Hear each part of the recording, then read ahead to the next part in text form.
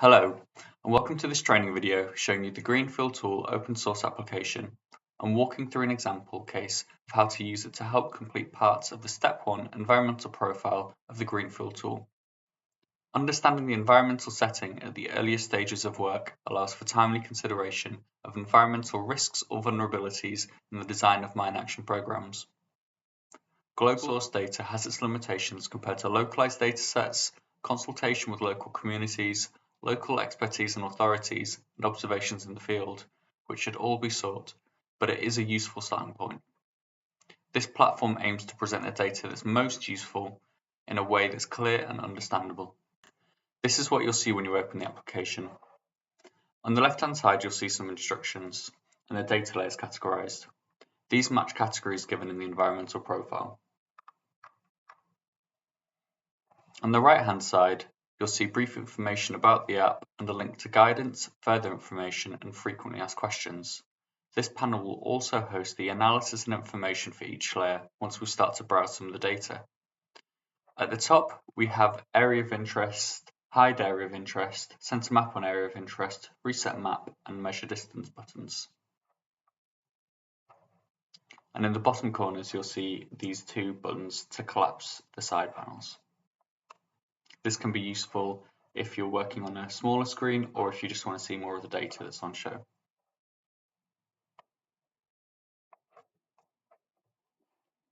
For this walkthrough, we're going to use an example in southern Vietnam near the border with Laos. I won't go through every single question in the environmental profile, but I have picked out a few questions that demonstrate different data types and how we can use them to build up an idea of the environmental setting. To go to your area of interest, you can either select your country from the drop-down here.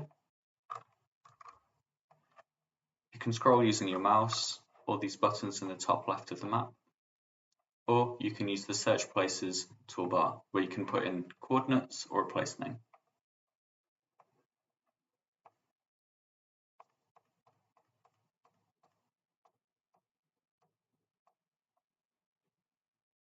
Once we're there, we'll click the Draw Area of Interest button.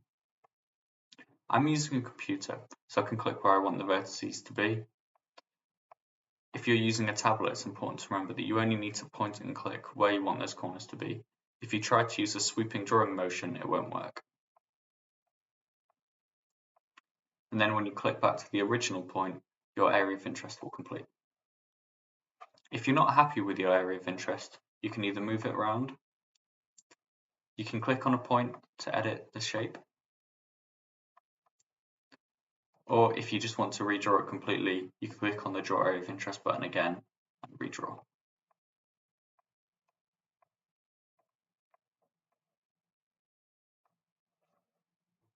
So now we have our environmental profile in Survey 123 ready, and we have our area of interest drawn. We can start looking at some of the data layers. The first question is about protected areas, which uses the World Database of Protected Areas and Key Biodiversity Areas. We're going to look at the protected areas layer.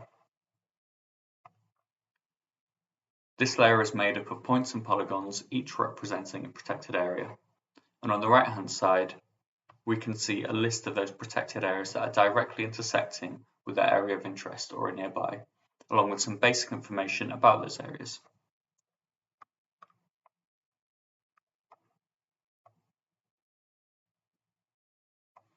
If you want to learn more about a specific protected area, you can click on it. And this box in the bottom right-hand corner will pop up. Some protected areas may have a management plan attached to them, but you can also use a search engine to find out more about that area if you like. To assess the exact distance from your area of interest to a protected area, you can use the Measure Distance button. This is quite simple. All you have to do is click once from where you want to measure from, and then again where you want to measure to. And this distance will show up in this box here. You'll also see that the box here lights up in green, which means that some other features, such as clicking to learn more about a protected area, won't work. But if you click off again, then that functionality will return.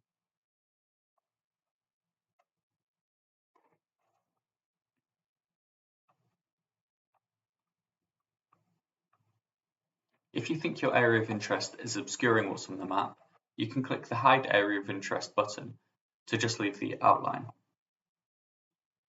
And if you go looking for different protected areas and want to find your area of interest again, the Center Map on AOI button will do that for you.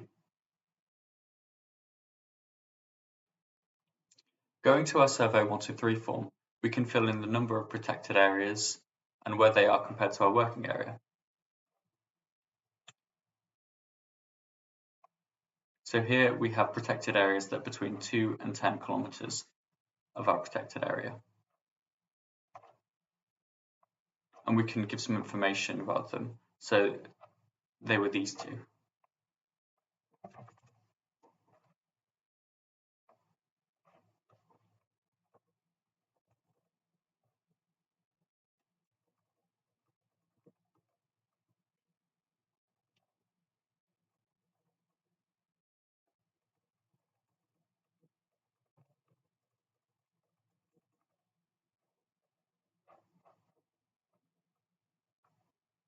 Although the WDPA is comprehensive, not all protected areas will be within the database, and this can be for a number of reasons. Some classifications of protected areas vary, and sometimes there's a lag between when somewhere is designated as a protected area and actually appearing in the database. Many protected areas still don't have a protected area management category assigned, and this doesn't reduce the importance of protected area or mean that the area is not being adequately managed. Also note that the majority of areas that are important to wildlife may not be protected. This is why it's important to engage with local expertise to understand whether there are other ecologically important sites. Clicking on the Show Credits and Links button will give some more information from the WDPA, including a credit for the data and links out to where you can learn more about the data, download the data for yourself, or add to your ArcGIS projects with the Living Atlas for the few data layers that are available there that are also in this app. Again, I want to reiterate that you should use this information as a starting point, but support it with local inquiries and advice on restrictions and appropriate control measures to take. The next question I want to answer is whether there are any surface water bodies around your working area.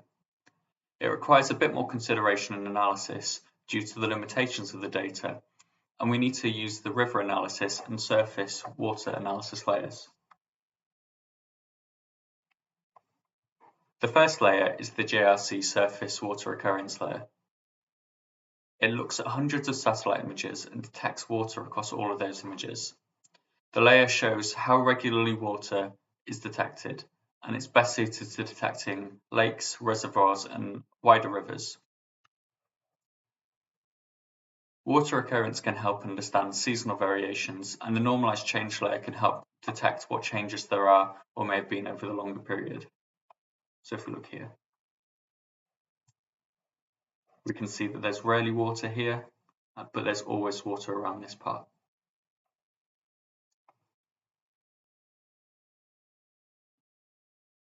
And again, it shows that there's been an increase between these two periods in 1984 and 1999, and 2000 and 2021, around these areas, but relatively consistent again through the middle of the river.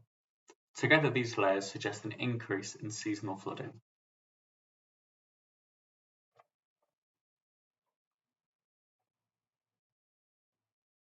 Unfortunately, because of the resolution of the satellite imagery it uses, it can't detect all water bodies, especially thinner rivers and streams, which is the case in our area of interest. But we can also try the river layer. The rivers layer uses the WWF HydroSheds dataset and shows likely pathways for rivers, catchments, and lakes. It's relatively low resolution and as a result a bit imprecise, but it can be a useful tool alongside visual analysis of the satellite imagery base layer to identify water bodies which are not otherwise mapped.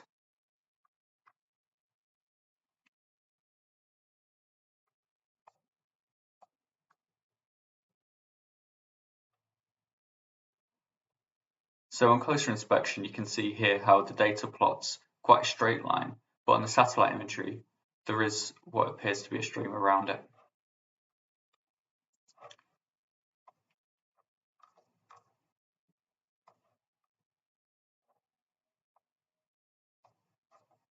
So we can now fill that in our green fill tool and use it as a basis to follow up with observations once we're in the field.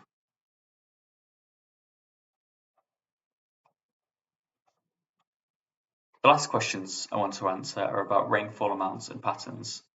You will have already checked other sources to get an understanding of climate change trends for the programme, such as country climate risk profiles and national adaptation plans, or nationally determined contributions where available.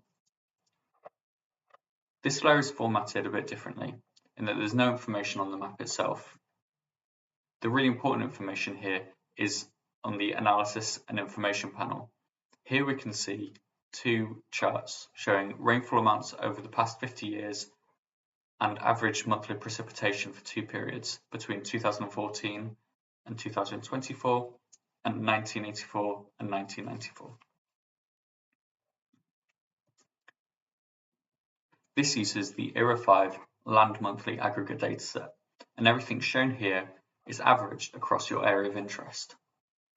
From the first graph, we can answer the question on whether there's been an overall increase or decrease in rainfall in your area of interest.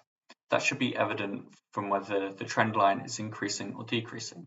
So here we can see a slight increase in the precipitation amounts.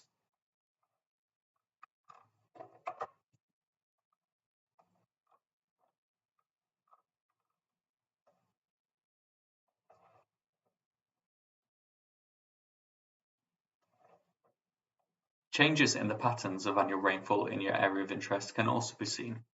Here we're looking at the second graph, showing whether the distribution of rainfall across the area is more or less the same. Are the rainy periods similar to before, or are they longer or shorter? In this case, it looks like they're slightly rainier in the later months of the year, but otherwise pretty similar.